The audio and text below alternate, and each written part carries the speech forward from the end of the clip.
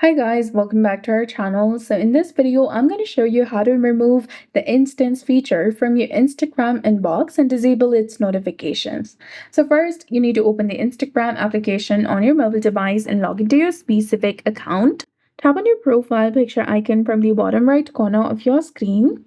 Then after, tap on the three lines in the top right to go to your Instagram settings. You'll see the option under what you see section that is between muted accounts and like and share accounts. Go ahead and select it. Tap on the switch next to hide instance in inbox to turn it on, which is in the bottom of the screen.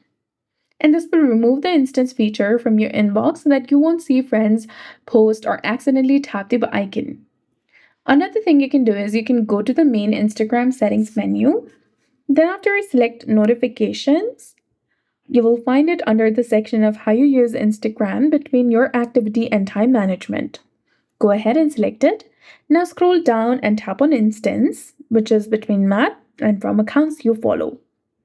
Here, make sure that it's turned off. Select the off option and you will no longer receive any notifications related to Instagram's instance feature. So that's all you need to do to remove the instance from your Instagram app. So if you found this guide helpful, please like, share, and subscribe. Thanks for watching.